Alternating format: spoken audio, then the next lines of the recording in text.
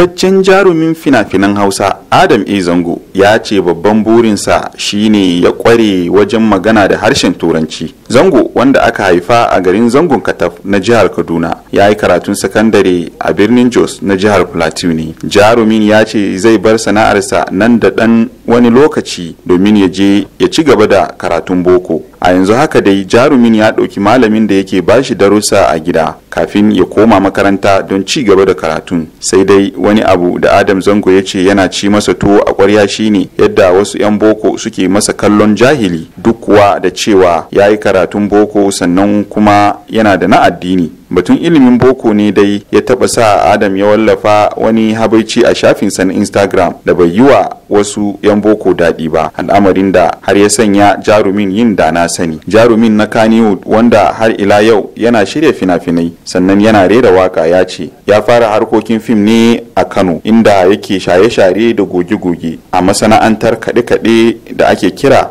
Lenscope Media Studio. Game da abin da ya sa ya shiga harkar fina-finai kuwa, Adam ya ce tsoron kada ya zama dan jagaliyar siyasa ko kuma dan shaye-shaye ya sa ya tsunduma a harka. Adam, wanda ake yi wa lakabi da Usha, wata inkiya da ta samo asali tun yana makarantar sakandare saboda iya rawa, ya fito a fina-finai fiye da 100, a inda kuma ya shirya wasu fiye da 20. A fagen waka kuwa, jarumin yana da kundi guda 6, kuma kowane kundi na dauke da waƙoƙi 12, a inda waƙarsa mai taken Gumbar Dutse ta zama bakan damiyarsa. Adamu, kamar yadda har ila yau wasu suke kiransa, ya ce a duk fina-finansa ya fi son ahlil kitab saboda irin gudumawar da ya baiwa addinin musulunci a cikinsa, kamar yadda ya bayyana. Sai dai kuma fim ɗin da ya yi mai taken Gwaska shine ya fi kowanne kawo masa kuɗi, duk da cewa shi ma fim ɗin ya ci fiye da naira miliyan 7 kafin a kammala shi. Fitaccen jarumin ya ce a kullum yana kwana yana tashi da bakin cikin zargin da wasu suke yi masa na zama ɗan luwaɗi. Wannan ne ya sa a wani lokaci a baya jarumin ya ɗauki alkur'ani ya rantse cewa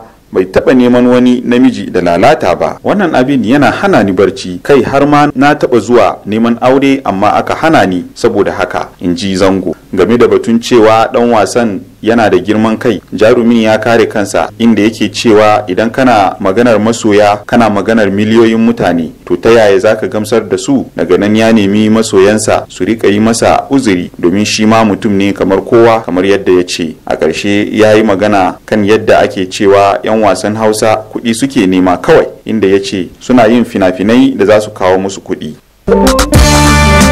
Fitacciyar jarumar Kannywood Jamila Nagudu ta gode wa 'yan uwa da abokan arziki waɗanda suka duba ta da kuma yi mata addu'o'i a lokacin da ta kwanta rashin lafiya. A wani sako da ta wallafa a shafinta na Instagram, jarumar ta ce, Allah mun gode maka, Allah ka ƙara mana lafiya, marasa lafiya na gida da asibiti, birni da ƙauye, Allah ka ba su lafiya. Ta kuma miƙa godiya ga 'yan uwa da masoyanta da suka je duba ta a asibiti. Sannan ta ƙara da cewa, na gode sosai, Allah ya bar zumunci. A makon da ya gabata ne jarumar ta wallafa wani hoto da ke nuna ta a kwance tana jinya, sai dai kawo yanzu bata bayyana irin cutar da ke daminta ba.